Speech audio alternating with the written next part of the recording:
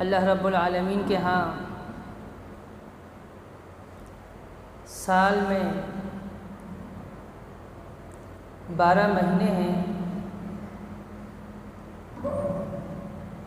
اور ان 12 مہینوں میں 4 مہینے حرمت والے ہیں۔ فرمایا ان عدۃ الشہور عند اللہ 12 شہرا، اللہ رب العالمین کے ہاں سال کی جو گنتی ہے وہ کچھ اس طرح ہے کہ سال بھر میں 12 مہینے ہیں اور 12 مہینوں میں 4 حرمت والے مہینے ہیں۔ رسول اللہ صلی اللہ علیہ وسلم نے فرمایا ثلاثۃ متوالیات، 3 جو ہے وہ پے در پے ہیں، اور ایک جو ہے جو چھوٹا ہے آخری ہے وہ ہے رجب۔ 3 مہینے حرمت والے پے در پے ہیں۔ سب سے پہلا مہینہ ذوالقعدہ کا،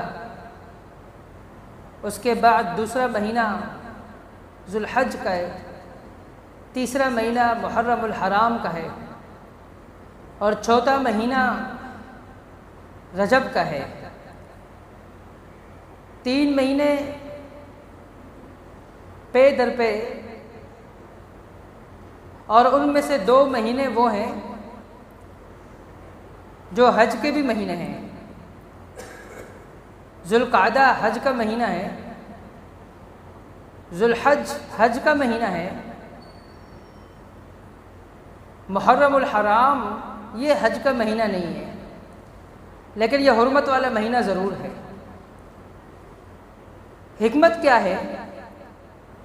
حکمت یہ ہے، پروردگار یہ چاہتا ہے کہ میرے بندے جب ایک افضل عبادت کے لیے جس کا نام حج ہے، جب حج کی نیت کر کر میرے بندے وہ نکلے تو راستے میں کسی قسم کی کوئی لڑائی، کوئی جھگڑا، کوئی فساد برپا نہ ہو، کوئی معرکہ نہ ہو جائے، تاکہ مسافر جہاں جہاں سے دور دراز سے اپنے اپنے ممالک سے وہ آتے ہیں حج کرنے کے لیے مکہ مکرمہ، تو وہ خیریت کے ساتھ آئے اور خیریت کے ساتھ حج کر کے واپس اپنے وطن، اپنے گھروں کی طرف لوٹ جائیں۔ اور یہی وجہ ہے کہ ذوالقعدہ یہ حرمت والے مہینوں میں سے پہلا مہینہ ہے۔ حج کے مہینے ایک شوال ہے، پھر ذوالقعدہ ہے، پھر ذوالحج کے ابتدائی ایام ہیں۔ شوال میں تو بہت ہی کم لوگ نکلتے ہیں، لیکن اکثریت جو حج کے لیے نکلتی ہے وہ ذوالقعدہ کے اندر، اور یہی وجہ ہے کہ ذوالقعدہ میں ان کا مال، ان کی جان محفوظ رہے۔ اللہ رب العالمین نے ان کے لیے ان مہینوں کو حرمت والا مہینہ بنا دیا۔ فرمایا کہ ذوالقعدہ یہ حرمت والا مہینہ ہے، لوگ سفر حج کرتے ہیں، اور ذوالحجہ یہ حج کا مہینہ ہے اور حرمت والا مہینہ بھی ہے، تاکہ حاجیوں کے جان اور مال محفوظ رہے۔ اور یہی پیغام اللہ رب العالمین نے قرآن کریم کے اندر ہمیں دیا ہے۔ فرمایا کہ الحج اشہر معلومات، حج کے مہینے بھی معلوم ہیں، مقرر ہے، یعنی ان 3 مہینوں میں شوال، ذوالقعدہ، ذوالحج بندہ سفر حج کر سکتا ہے۔ حج کی نیت سے سفر باندھ کے وہ خانہ کعبہ کی طرف روانہ ہو سکتا ہے، وہ ایک الگ بات ہے کہ حج کے جو ایام ہے وہ مقرر ہے۔ تو فرمایا کہ فمن فرض فیہن الحج فلا رفث ولا فسوق ولا جدال فی الحج، اور جو شخص ان ایام میں اپنے اوپر حج کو فرض کر لے، وہ نیت کر لے حج کرنے کی، تو وہ کوئی بیہودہ بات نہ کرے، وہ فسق و فجور کی باتیں نہ کرے، کوئی جھگڑا نہ کرے، حج کے اندر یہ کام بالکل ہی درست نہیں ہے۔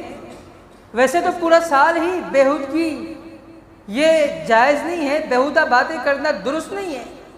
پورا سال ہی جھگڑا کرنا بغیر کسی وجہ کے، بغیر کسی شرعی حق کے کسی کے ساتھ جھگڑ جانا تو یہ جائز نہیں ہے۔ اسی طرح فسق کے کام کرنا، فجور کے کام کرنا پورا سال ہی جائز نہیں ہے، لیکن ان ایام میں، کیونکہ یہ حج کے ایام ہے اور یہی ایام جو ہے یعنی ذوالقعدہ کا مہینہ، پھر ذوالحج کا مہینہ، یہ حرمت والے مہینے بھی ہیں، تو اللہ رب العالمین کی یہ حکمت تھی اس کے اندر کہ حاجی ان کا مال بھی محفوظ ہو، ان کا جان بھی محفوظ ہو۔ اب سوال یہ پیدا ہوتا ہے کہ ٹھیک ہے، یہ بات تو سمجھ آ گئی کہ ذوالقعدہ حرمت والا مہینہ اس لیے کہ سفر حج کے لیے نکلتے ہیں تاکہ ان کی جان اور ان کا مال محفوظ رہے، اور ذوالحج کے اندر حج ہوتا ہے، لیکن محرم الحرام یہ کیوں حرمت والا مہینہ ہے؟ اس لیے کہ ذوالحجہ میں حاجی جب حج کرتے ہیں اور وہ حاجی حج کر کے جاتے جاتے ان کو محرم الحرام کا مہینہ شروع ہو جاتا ہے، محرم الحرام کا مہینہ لگ جاتا ہے، گھر پہنچتے پہنچتے اس وقت محرم شروع ہو جایا کرتا تھا۔ اسی وجہ سے اللہ رب العالمین یہ چاہتا تھا کہ میرے جو گھر کے مہمان ہیں وہ خیریت کے ساتھ اپنے گھروں پر لوٹے، اور یہی وجہ ہے کہ محرم الحرام کا جو مہینہ ہے اسے بھی حرمت والا مہینہ مقرر کر دیا۔ اب سوال یہ پیدا ہوتا ہے کہ یہ 3 مہینے حرمت والے ہیں، ان کی حکمت سمجھ آ گئی، لیکن ایک مہینہ تو رجب کا ہے، اس کی کیا حکمت ہے؟ اس کی حکمت یہ ہے کہ پروردگار یہ چاہتا ہے کہ جو حج کرنے آئے تھے خانہ کعبہ وہ حج کر کے واپس چلے گئے، لیکن اب سال بھر کے اندر وہ لوگ جو عمرہ کرنے آتے ہیں اور عمرے کی خواہش رکھتے ہیں، عمرے کے لیے ان کو جانا ہوتا ہے، تو اللہ رب العالمین نے رجب کا مہینہ رکھ دیا کہ یہ بھی حرمت والا ہے، تاکہ اس مہینے کے اندر آرام سے وہ آ کر عمرہ کر کے چلے جائے، تاکہ آرام سے وہ آئے اور عمرہ کرے اور عمرہ کر کے وہ واپس لوٹ جائے۔ تو یہ بیچ کے اندر بھی اللہ رب العالمین نے ایک مہینہ جو ہے وہ حرمت والا جو رجب کا مہینہ ہے اسے مقرر کر دیا، اور یہ حرمت والے مہینے جو ہے ان کی بڑی تعظیم کی جاتی ہے اور ان کا بڑا لحاظ رکھا گیا ہے، ان کا بہت زیادہ خیال رکھا گیا ہے۔ حرمت والے مہینوں میں بہت زیادہ احتیاط برتنی چاہیے کہ ویسے تو پورا سال ہی جھگڑنا، لڑنا، فساد کرنا، جھوٹ بولنا، دست و گریبان ایک دوسرے کے ساتھ رہنا یہ جائز نہیں ہے، لیکن ان مہینوں میں جب مشرکین ان مہینوں کا لحاظ رکھتے تھے، ان مہینوں کا خیال رکھتے تھے، تو ہم مسلمان ہیں، ہمیں زیادہ خیال رکھنا چاہیے، ہمیں ان مہینوں کی حرمت کا بہت زیادہ لحاظ رکھنا چاہیے۔ تو یہ حرمت والے مہینے ہیں۔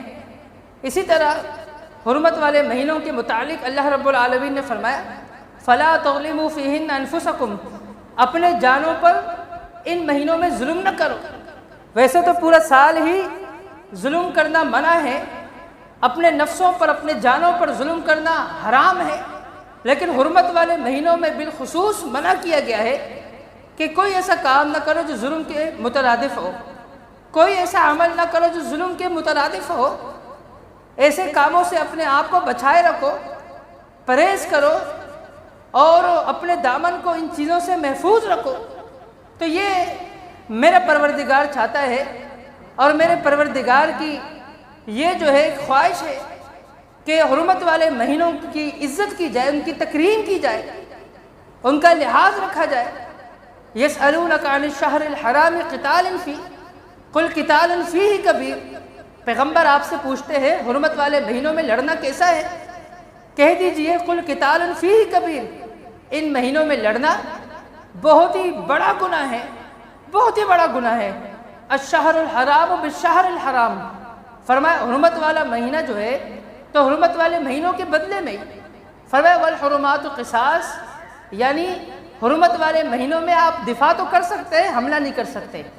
اگر کوئی آ کر آپ پر حملہ آور ہو جائے آپ اپنا دفاع تو کر سکیں گے، لیکن آپ چھڑائی نہیں کر سکتے، آپ خود حملہ نہیں کر سکتے، آپ پہل نہیں کر سکتے۔ فرمایا والحرمات قصاص، حرمت والے مہینوں میں قصاص ضرور ہے، دفاعی پوزیشن آپ لے سکتے ہیں، آپ اپنا دفاع کر سکتے ہیں، لیکن آپ پہل نہیں کر سکتے۔ حرمت والے مہینوں کا بڑا لحاظ رکھا گیا ہے۔ تو محرم الحرام کا مہینہ یہ بھی حرمت والے مہینوں میں سے ایک تیسرا مہینہ ہے۔ یہی وجہ ہے کہ اس مہینے کی بڑی فضیلت ہے، اس مہینے کی بڑی تقریب کی جاتی ہے، اور اس مہینے کا بہت زیادہ لحاظ رکھا جاتا ہے، اور شریعت کے اندر اس مہینے کا بھی بہت زیادہ خیال رکھا گیا ہے۔ اور اسی طرح اس کی ایک وجہ یہ بھی ہے کہ اسی مہینے کے اندر اور اسی مہینے کے جو ہے شروع کے اندر حضرت عمر رضی اللہ تعالی عنہ نے کیلنڈر کا ایک جو آغاز کیا، یعنی اسلامی کیلنڈر، ہجری کیلنڈر محمد الرسول اللہ صلی اللہ علیہ وسلم کی ہجرت کے بعد سے جو تاریخ شروع ہوتی ہے، جو سال شروع ہوتا ہے، تو اسی کا اعتبار کیا گیا ہے۔ تو یہ اسلامی اعتبار سے محرم الحرام سال کا پہلا مہینہ ہے۔ جب محرم الحرام کا مہینہ شروع ہوتا ہے تو پرانا جو پچھلا سال ہے وہ اس کا اختتام ہو جاتا ہے اور اسلامی نئے سال کا آغاز ہو جاتا ہے۔ اور جیسے ہی اس نئے سال کا آغاز ہو جاتا ہے، اس کی بڑی فضیلت ہے، اور اس مہینے کے متعلق آپ مختلف فضائل سنتے رہتے ہیں۔ رسول اللہ صلی اللہ علیہ وسلم نے فرمایا کہ یہی وہ دن تھا جس میں اللہ رب العالمین نے موسیٰ علیہ السلام کو فرعون سے، اس کی قوم سے نجات دی۔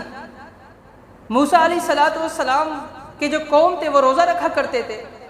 آپ نے وہاں جا کر پوچھا کہ یہودی مدینہ منورہ میں رہ کر یہ روزہ کیوں رکھتے ہیں 10 محرم الحرام کا؟ کہا گیا اس لیے کہ اللہ رب العالمین نے اسی دن موسیٰ علیہ السلام کو جو نجات دی تھی فرعون اس کے ایک قوم سے، کہا کہ وَنَحْنُ أَحَقُّ وَأَوْلَى بِمُوسَىٰ مِنْكُمْ، تو پھر تو ہم موسیٰ کے تم سے زیادہ قریب ہے اور تم سے زیادہ حقدار ہے کہ ہم اس کے ساتھ یکجہتی کریں۔ تو موسیٰ تو میرا بھائی ہے، تو موسیٰ تو وہ اس کا دین ہمارا دین تو ایک ہی ہے، تو ہم تو زیادہ حقدار ہے بنسبت تمہارے۔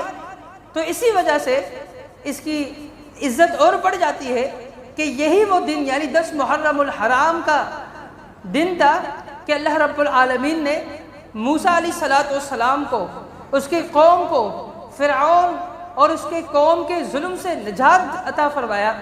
اور اسی طرح یہ جو ایام ہیں، یہ جو دن ہیں، ان کی بڑی فضیلت ہے، اور خاص طور پر 10 محرم الحرام کی جو فضیلت ہے وہ بہت ہی زیادہ ہے۔ محمد الرسول اللہ صلی اللہ علیہ وسلم نے فرمایا کہ جو شخص یوم عاشورہ کا روزہ رکھے گا تو اللہ رب العالمین یکفر السنۃ التی قبلہ، اس کے ایک سال کے ما قبل کے ایک سال کے صغیرہ گناہوں کو معاف کر دے گا۔ ایک سال کے صغیرہ گناہ، وہ صغیرہ گناہ جو اکٹھے ہو کر بہت بڑے بن جاتے ہیں، رب العالمین پورے اس سال کے صغیرہ گناہوں کو معاف کر دیتا ہے صرف ایک روزہ رکھنے کی وجہ سے۔ اور وہ روزہ کون سا ہے؟ یوم عاشورہ کا۔ اب یوم عاشورہ کے روزے کا حکم کیا ہے، اس پر ہم تھوڑی بات کرتے ہیں۔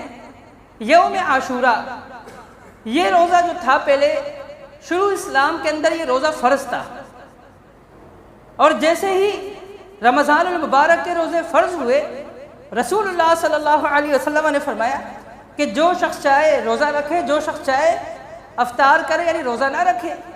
اب مرضی ہے، اب یہ نفلی روزہ ہو گیا۔ اب 10 محرم الحرام کو جو چاہے روزہ رکھے، جو چاہے نہ رکھے۔ پہلے یہ روزہ فرض تھا، پھر اس کی فرضیت ختم ہو گئی رمضان المبارک کے روزوں کے بعد۔ اب یہ اس کی جو حیثیت ہے وہ نفل ہے، تو یہ نفل کی حیثیت ہے اس روزے کی، لیکن بڑی فضیلت ہے، بہت ہی زیادہ فضیلت ہے۔ اور اسی طرح رسول اللہ صلی اللہ علیہ وسلم نے فرمایا افضل الصیام بعد شہر رمضان شہر اللہ المحرم، فرمایا کہ رمضان المبارک کے مہینے کے بعد اگر کسی مہینے میں سب سے زیادہ روزہ رکھنے کی فضیلت ہے تو وہ محرم الحرام کے مہینے میں روزہ رکھنے کی فضیلت زیادہ ہے۔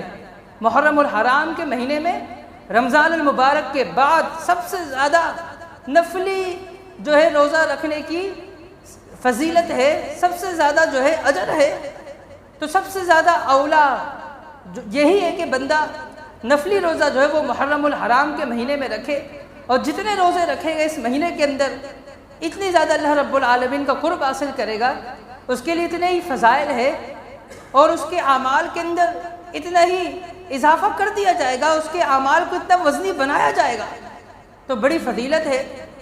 اور اب مسئلہ یہ ہے کہ کچھ لوگوں کو یہ لگا ہے کہ یوم عاشورہ کا جو روزہ ہے یہ منسوخ ہو چکا ہے۔ دیکھیے اس روزے کی جو ہے 3 کیٹیگری بنائے گئے ہیں، محدثین نے 3 کیٹیگری بنائے، کہا ایک تو یہ ہے کہ صرف 10 محرم کا روزہ رکھا جائے، یوم عاشورہ کا روزہ رکھا جائے، کیونکہ صام رسول اللہ صلی اللہ علیہ وسلم وامر بصیامہ، کہ آپ علیہ الصلوۃ والسلام نے یوم عاشورہ کا روزہ رکھا اور صحابہ کو بھی کہا کہ روزہ رکھو۔ اور دوسرا یہ ہے کہ 10 محرم کے ساتھ ساتھ 9 محرم کا بھی روزہ رکھیں، 9 محرم کا بھی روزہ رکھیں۔ اور تیسرا یہ ہے کہ 9 کا بھی رکھیں، 10 کا بھی رکھیں اور 11 کا بھی رکھیں۔ اور جو 9 کی دلیل ہے وہ یہ ہے کہ اللہ کے نبی صلی اللہ علیہ وسلم نے فرمایا تھا کہ لئن بقیت، فرمایا کہ اگر میں زندہ رہا آئندہ سال تو فرمایا کہ لأصومن التاسع فی عام المقبل، اگر میں زندہ رہا آئندہ سال تو میں 9 کا روزہ رکھوں گا۔ تو یہ دلیل ہے اس کی مشروعیت کی کہ آپ علیہ الصلوۃ والسلام کے قول سے، آپ کے فعل سے نہیں ملتا لیکن آپ کے قول سے ملتا ہے۔ اور اسی طرح جو تیسری جو کیٹیگری تھی، یعنی 3 روزے رکھنا ہے، 11 کا بھی روزہ رکھنا، تو اس کے متعلق جو روایت آتی ہے وہ یہ ہے کہ جو شخص یوم عاشورہ کا روزہ رکھے اسے چاہیے یومن قبلہ او یومن بعدہ، یوم عاشورہ سے بھی پہلے ایک دن کا روزہ رکھے، یوم عاشورہ کے بعد بھی ایک دن کا روزہ رکھے، یعنی 9 کا بھی رکھے، 11 کا بھی رکھے۔ لیکن یہ جو 11 والی جتنی بھی روایت ہے وہ سب کمزور ہے، سب ضعیف ہے، سب کی سندیں ضعیف ہے، کوئی بھی صحیح روایت نہیں ہے۔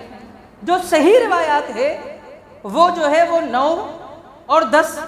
البتہ فتح الباری کے اندر حافظ ابن حجر عسقلانی رحمۃ اللہ علیہ نے، اسی طرح ابن القیم رحمۃ اللہ علیہ نے زاد المعاد کے اندر لکھا ہے، فرمایا کہ 3 درجات ہیں، سب سے جو ہے ادنا درجہ، پھر اوسط درجہ، پھر اعلیٰ درجہ۔ تو کہتے ہیں کہ ادنا درجہ یہ ہے کہ صرف یوم عاشورہ کا روزہ رکھا جائے، اور اسی طرح جو اوسط درجہ ہے، درمیانی درجہ ہے، وہ یہ ہے کہ 10 کے ساتھ 9 کو ملایا جائے۔ فرمایا کہ اعلیٰ درجہ یہ ہے کہ 10 کے ساتھ 9 کو بھی اور 11 کو بھی ملایا جائے۔ وہ اس لیے کہ رسول اللہ صلی اللہ علیہ وسلم نے فرمایا افضل الصیام بعد شہر رمضان شہر اللہ المحرم، کہ رمضان المبارک کے روزوں کے بعد سب سے افضل جو روزہ ہے، جو روزے رکھے جاتے ہیں نفلی، تو وہ محرم الحرام کے روزے ہیں۔ تو اس صحیح حدیث کو سامنے رکھتے ہوئے جو بندہ جتنے روزے رکھے گا اتنی ہی فضیلت ہے۔ تو وہ جو روایت تھی 11 کو ملانے والی وہ تو ضعیف ہے، لیکن یہ روایت تو صحیح ہے۔ اس سے پتہ چلتا ہے جو 1 رکھے گا اس کی فضیلت الگ ہے، جو 2 رکھے گا اس کی زیادہ فضیلت، جو 3 رکھے گا اس سے زیادہ فضیلت، جو 4 رکھے گا وہ اس سے زیادہ فضیلت۔ وہ ایک الگ مسئلہ ہے کہ 11 اس نیت سے نہ رکھے کہ ہم 11 کو رکھ رہے ہیں کیونکہ وہ حدیث ہے، میں نے بتا دیا کہ وہ حدیث ضعیف ہے، لیکن وہ حدیث صحیح ہے کہ اس مہینے کے اندر روزہ رکھنا سب سے زیادہ افضل ہے۔ اس اعتبار سے جو چاہے اس مہینے کے اندر وہ جتنے روزے رکھنا چاہے رکھ سکتا ہے، تو وہ 11 کا بھی رکھ سکتا ہے، کوئی حرج نہیں ہے۔ اور دوسرا علماء کا طبقہ وہ یہ کہتے ہیں کہ اس محرم الحرام یعنی 10 محرم الحرام یوم عاشورہ کا جو روزہ ہے اس کی تخصیص ختم کی گئی ہے، تو اس کی تخصیص ختم کرنے کے لیے اس کے ساتھ 9 کو ملا لیں یا 11 کو ملا لیں۔ 11 کو ملانا تخصیص ختم کرنے کے لیے تو سمجھ آتی ہے بات، لیکن آپ اس نیت سے ملائیں گے کہ حدیث ہے، میں نے کہہ دیا کہ وہ حدیث ضعیف ہے۔ جو صحیح حدیث ہے وہ کس اعتبار سے وہ 9 اور 10 کی ہے۔ ہاں تخصیص ختم کرنے کے لیے، کیونکہ تخصیص ختم کرنے کی دلیل آئی ہے، دلیل موجود ہے۔ عبداللہ بن عباس رضی اللہ تعالیٰ عنہما فرماتے ہیں کہ اللہ کے نبی صلی اللہ علیہ وسلم کو بتایا گیا کہ یہ وہ دن ہے، اس دن جو ہے یہودی اس دن کی بہت تعظیم کرتے ہیں، تو آپ علیہ الصلوۃ والسلام نے فرمایا کہ لأصومن التاسع فی عام المقبل، اگر میں زندہ رہا آئندہ سال تو میں 9 کا روزہ رکھوں گا۔ میں 9 کا روزہ رکھوں گا۔ تو اللہ کے نبی صلی اللہ علیہ وسلم یوم عاشورہ کے روزے کی تخصیص ختم کرنا چاہتے تھے، ان کے ساتھ مشابہت اختیار کرنا ختم کرنا چاہتے تھے۔ تو وہ صرف 10 کا روزہ رکھتے ہیں، ہم 9 کا رکھیں گے اس کی تخصیص ختم کرنے کے لیے۔ لیکن کچھ علماء نے اور کچھ فقہاء نے وہ یہ سمجھ لیا ہے کہ اس کا معنی یہ ہے کہ 10 محرم الحرام کا روزہ منسوخ ہے، 9 محرم الحرام کا روزہ ہی مشروع ہے اللہ کے نبی صلی اللہ علیہ وسلم کے قول سے۔ وہ دلیل کیا ہے؟ یہی دلیل ہے۔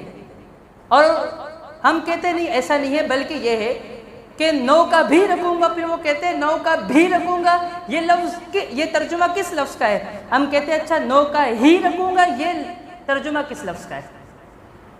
ہاں سمجھ آ گئی؟ جو کہتے ہیں 9 کا بھی پر، وہ کہتے ہیں بھی کا لفظ کس، یہ لفظ یہ جو ترجمہ آپ نے کیا کس لفظ کا کیا ہے؟ پھر ہم کہتے ہیں 9 کا ہی کا روزہ رکھوں گا، یہ ہی کا ترجمہ کس لفظ کا کر دیا ہے؟ سمجھ آ رہی ہے؟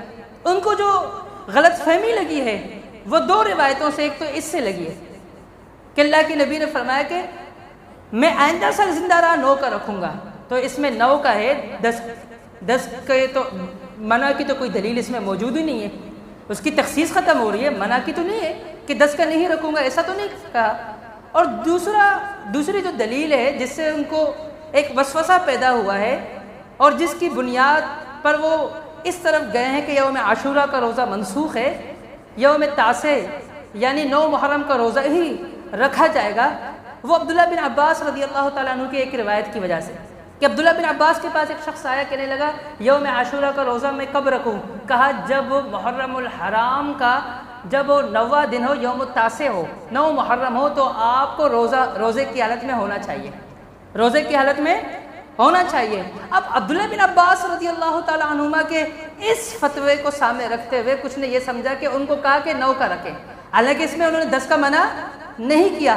اب عبداللہ بن عباس کے جو یہ فتویٰ ہے یہ مجمل ہے، اب عبداللہ بن عباس کا جو دوسرا فتویٰ ہے مفصل موجود ہے، وہ کیا ہے؟ بالکل واضح کہہ دیا کہ یہود اور نصارہ کی مخالفت کرو، وہ 10 کا رکھتے ہیں، تم 10 اور 9 دونوں کا رکھو۔ اب عبداللہ بن عباس ہی نے اس صحابی کو کہا تھا آپ تاسع کا رکھے، تو پتہ چلا اس لیے کہا تھا کہ یوم عاشور کا روزہ تو اس کا علم تو تھا، اس کی اہمیت تو اس کے سامنے تھی، لیکن اس کو یہ سمجھانا تھا کہ تاسع کا روزہ بھی رکھیں، 9 کا روزہ رکھے، جب 9 محرم ہو آپ کا روزہ ہونا چاہیے اور آپ کی ترتیب یہ ہونی چاہیے یوم عاشورہ کے روزے کی کہ 9 کا رکھے 10 کا رکھے، تو 10 کا وہاں پر ذکر نہیں ہے۔ اچھا پھر اس صحابی نے پوچھا عبداللہ بن عباس سے، کہا اچھا جب 9 محرم ہو میں روزہ رکھوں، کیا ہاکذا، کیا اس طرح اللہ کے نبی نے روزہ رکھا تھا؟ کہا جی ہاں۔ تو میں آپ سے سوال پوچھتا ہوں، کیا اللہ کے نبی نے 9 محرم کا روزہ رکھا تھا؟ عبداللہ بن عباس کہہ رہے جی ہاں۔ کیا 9 محرم کا اللہ کے نبی نے روزہ رکھا تھا؟ آپ نے تو نیت کی تھی، آپ تو فوت ہو گئے تھے، آپ نے تو آئندہ سال جو ہے 10 محرم 9 محرم کو آپ نے پایا ہی نہیں۔ عبداللہ بن عباس کیا کہہ رہے ہیں؟ اسی طرح اللہ کے نبی روزہ رکھتے تھے، تو ان کا مقصد کیا ہوا؟ آپ اچھی طرح جانتے کہ عبداللہ بن عباس بھی اس بات کو اچھی طرح جانتے تھے کہ آپ نے 9 محرم کا روزہ نہیں رکھا، لیکن عبداللہ بن عباس کا یہ کہنا یہ اس بات کی بالکل واضح تفصیل ہے اور بالکل واضح طور پر ان کا یہ فتویٰ سامنے آ رہا ہے کہ یعنی 10 کا روزہ رکھنا اللہ کے نبی صلی اللہ علیہ وسلم کا مشروع وہ ثابت ہے، اور 9 آپ کے فعل سے تو ثابت نہیں لیکن آپ کے قول سے ثابت ہے۔ اور پھر عبداللہ بن عباس نے خود بھی فتویٰ دیا، کہا کہ خالف الیہود والنصارى، تم یہود و نصارہ کی مخالفت کرو، 9 اور 10 کا روزہ رکھو۔ تو ایک راوی جب حدیث کا راوی خود ہو اور وہ خود ہی جو فتویٰ دے رہا ہے اور وہ فتویٰ جو مفصل ہے اسی کو ہی مانا جائے گا، وہی معتبر سمجھی جائے گی۔ جو کہتے ہیں کہ 9 محرم عبداللہ بن عباس والی روایت، ہم کہتے ہیں پھر عبداللہ بن عباس نے جب مفصل گفتگو جو کی اور کہا کہ 9 اور 10 کا رکھیں، اس کا کوئی جواب نہیں دیتا۔ وہ کہتے ہیں بھی کا ترجمہ کس کا، ہم کہتے ہیں ہی کا ترجمہ کس کا کیا آپ نے، کوئی اس کا جواب نہیں آتا۔ تو صحیح بات وہ یہی ہے کہ یوم عاشورہ کے ساتھ اس کی تخصیص ختم کرنے کے لیے 9 کو ملایا جائے یا 11 کو ملایا جائے۔ ہاں 11 کو ملانے والی روایت تو ضعیف ہے، لیکن تخصیص کے لیے تو مسئلہ نکلتا ہے نا، کہ تخصیص کے لیے مسئلہ نکلتا ہے کہ آپ کیسے ختم کریں گے یوم عاشورہ کے روزے کی تخصیص کو، تو اس کے ساتھ ایک روزہ تو آپ کو ملانا پڑے گا۔ اگر آپ نے 9 کا نہیں ملا 11 کو ملا، لیکن ایک اکیلا یوم عاشورہ کا اگر روزہ رکھے وہ بھی رکھ سکتا ہے، وہ بھی رکھ سکتا ہے، اس میں بھی کوئی کسی قسم کی کوئی قباحت نہیں ہے، اور جو تینوں ہی نہ رکھے اس پر بھی کوئی روک ٹوک نہیں ہے، کیونکہ رسول اللہ صلی اللہ علیہ وسلم نے جب فرمایا کہ تم میں سے جو چاہے رکھے جو چاہے چھوڑ دے تو باقی ختم ہو گئی۔ میرے پیغمبر محمد مصطفیٰ صلی اللہ علیہ وسلم نے جب اختیار دے دیا، میں اور آپ کیا ہوتے ہیں کسی کو ٹوکنے والے کہ 9 محرم میں روزہ نہیں رکھا، 10 محرم میں روزہ نہیں رکھا آپ نے؟ ہاں ہم ترغیب دے سکتے ہیں، فضائل بتا سکتے ہیں، لیکن ہم کسی پر جو ہے جبر نہیں کر سکتے، زبردستی نہیں کر سکتے۔ ایک میں نے میسج پڑھا، کسی بھائی نے میسج کیا کہ 9 اور 10 محرم کا روزہ لازمی رکھیں۔ اب مجھے سمجھ نہیں آ رہی تھی کہ اس بھائی کو کیسے سمجھائے کہ لازمی کا حکم تو واجب کا ہوتا ہے بھائی، یہ لازمی کا آپ نے کہاں سے کر دیا؟ تو میسج بناتے ہوئے بھی لحاظ رکھنا چاہیے، خیال رکھنا چاہیے، کیونکہ جو لازمی ہے وہ تو واجب کا حکم ہوتا ہے، اور شریعت نے کہا کہ انشاء اگر آپ چاہیں تو رکھو، چاہے تو چھوڑ دو، اور میں کہوں کہ لازمی رکھو تو یہ شریعت کے منافی بالکل حکم ہے، ہمیں حد سے تجاوز نہیں کرنا چاہیے۔ ایک اور غلطی کا ہم جو ہے غلط فہمی کا ازالہ کرتے ہیں۔ آپ نے سن لیا کہ محرم الحرام کا جو مہینہ ہے اس کی فضیلت کیوں ہے کہ یہ حرمت والا مہینہ ہے۔ آپ نے سن لیا کہ یہ حرمت والا مہینہ ہے، اور 10 محرم الحرام کو اللہ رب العالمین نے موسیٰ علیہ السلام کو فرعون کی قوم سے نجات دی۔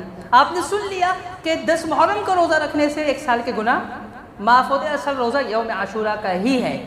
اور آپ نے یہ بھی سن لیا کہ اللہ کے نبی صلی اللہ علیہ وسلم نے فرمایا جو اس مہینے میں روزے رکھے نفلی تو وہ رمضان کے بعد جتنے بھی مہینوں میں روزہ رکھے ان سب سے زیادہ افضل ہے۔ اب کچھ لوگ یہ کہتے ہیں، اس کے باوجود وہ کہتے ہیں کہ 10 محرم الحرام کی فضیلت جو ہے صرف اسی وجہ سے کہ امام حسین رضی اللہ تعالیٰ عنہ کی شہادت واقع ہوئی ہے۔ امام حسین رضی اللہ تعالیٰ عنہ کی شہادت 61 ہجری میں ہوئی ہے، اور جو امام حسین رضی اللہ تعالیٰ عنہ کی شہادت ہے یہ بہت افسوسناک ہے، یہ دل دہلانے والی ہے، یہ بہت ہی ایک پریشان کن جو ہے بات ہے، ایک بہت ہی بڑا تاریخ کا سانحہ یا سانحہ کربلا، یہ واقعہ کربلا دل کو ہلا دیتی ہے۔ لیکن یہ کہنا کہ اس کی فضیلت اسی کی وجہ سے ہے، آپ نے فضیلت سن لی ہے کہ محمد رسول اللہ صلی اللہ علیہ وسلم نے اس مہینے کے فضائل بیان کیے، حرمت والے مہینے، اور حرمت والے مہینے 4 کتاب اللہ میں اس دن سے ہے جس دن اللہ رب العالمین نے زمین اور آسمان کو بنایا۔ قرآن کہہ رہا ہے، قرآن کے اندر موجود ہے یوم خلق السماوات والارض، اور حضرت حسین رضی اللہ تعالیٰ عنہ تو نبی علیہ السلام کے ہجرت کے 61 سال بعد وہ شہید ہو رہے ہیں۔ اب اس کو جوڑ دینا یہاں پہ یہ کہاں کا انصاف ہے، یہ عدل نہیں ہے۔ ہاں زیادہ سے زیادہ ہم یہ کہہ سکتے ہیں کہ امام حسین رضی اللہ تعالیٰ عنہ کے شہادت کے لیے پروردگار نے اسی دن کا انتخاب کیا، 10 محرم الحرام کا انتخاب کیا، ہم زیادہ سے زیادہ یہ کہہ سکتے ہیں، لیکن اس کی فضیلت صرف اسی وجہ سے ہے ایسا نہیں ہے۔ اللہ رب العالمین سے دعا ہے کہ اللہ رب العالمین ہمیں مسائل سمجھنے کی، ان پر عمل کرنے کی توفیق عطا فرمائے۔ اللہ رب العالمین ہمیں بدعات سے، خرافات سے بچنے کی توفیق عطا فرمائے۔ اللہ تعالی ہمیں سنت کی پیروی کرنے والا بنا دے۔ وقولوا لہذا استغفر اللہ لی ولکم وآخر دعوانا ان الحمد للہ رب العالمین۔